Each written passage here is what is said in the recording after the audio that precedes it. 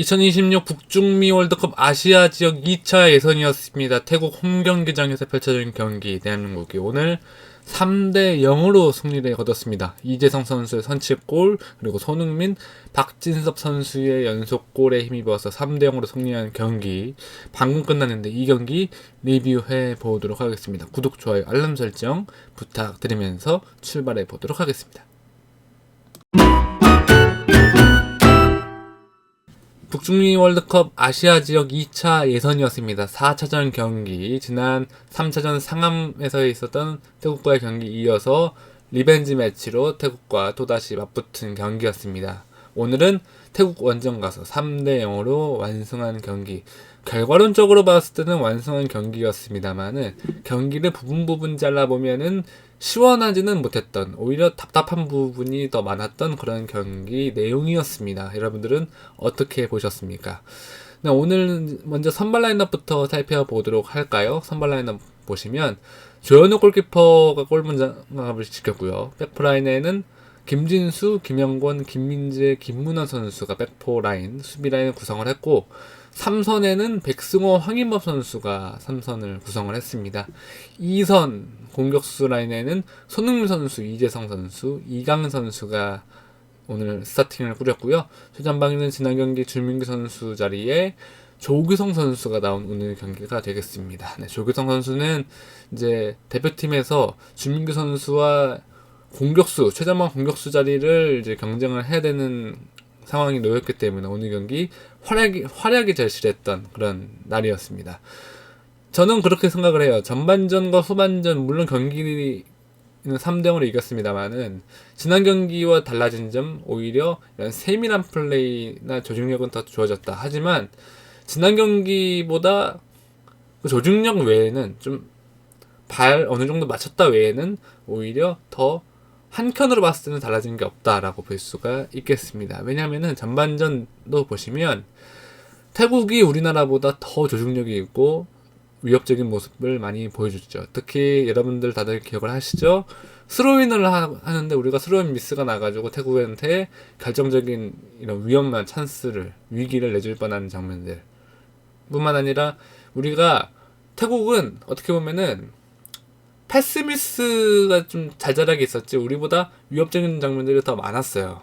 팀플레이 장면도 많았고, 하지만 우리나라 선수들은 이제 이런 조직력 있는 플레이라기보다는 개인에 의존하는 모습들이 더욱더 도드라졌습니다. 물론 지난 상암에서 펼쳐진 태국과 3차전 경기보다는 좋은 모습이었습니다만은 더 좋은 모습이긴 맞아요. 하지만 불안한 모습이 여실히 드러났던 그런 모습들이었습니다. 불안한 모습들 보면은 이 잔실수가 좀 더 많았고, 결정적인 찬스를 중원에서 우리가 태국의 볼을 잡고 한 발 더 뛰고 조직력 있고 착착착 맞는 모습들이 있어야 되는데 그런 모습들에서 좀 부족한 모습이 있었고, 태국은 이제 계속해서 손발에 맞춰 오다 보니까 태국은 팀으로 싸웠던 경기였고 우리는 좀 더 팀보다는 개인으로서 싸웠던 그런 경기가 아니었나라는 생각을 오늘 경기 역시 해봅니다. 물론 지난 경기보다는 좋아졌죠. 지난 경기보다는 좋아졌지만 이 조직력이라든지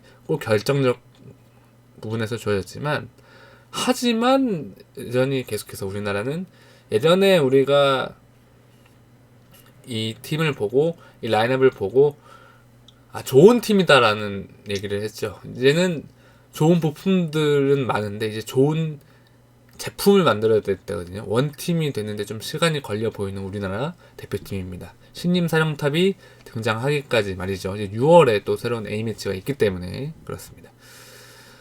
네, 여러분들은 어떻게 보셨는지 궁금합니다. 저는 오늘 경기를 보면은 좀 우리가 선수들 개인에서도 좀 문제가 어느 정도 발생을 했습니다. 오늘 경기 역시요. 지난 3차전에서도 마찬가지지만 3차전에서도 선수들 개인이 플레이를 했습니다만 선수들 개인이 실수를 워낙 많이 했거든요. 오늘 경기도 마찬가지예요.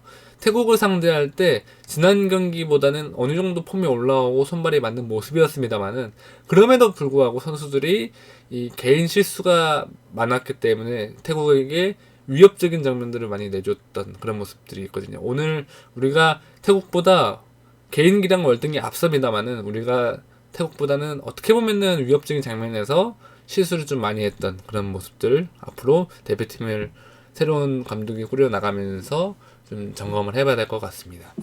지난 경기와 같이 이제 이번 3차전, 4차전 백투백 경기를 진단을 해보면 태국과의 2연전을 진단을 해보면 일단은 황선홍 감독의 임무는 결과론적으로는 성공적이었다. 소방수 역할로서는 결과적으로는 성공이었다. 두 번째는 이제 이 선수들의 조직력을 빠르게 끌어올리는 문제가 좀 있고, 그리고 선수들의 조직력을 끌어올리더라도 선수들이 개인 가지고 있는 이러한 실수들이 여전히 빈번하게 드러나고 있단 말이에요. 3차전과 4차전 모두. 이거를 어느 감독이 와서 이러한 개인 실수를 잡아줄 것인지도 앞으로 좀 봐야 될 것 같고요.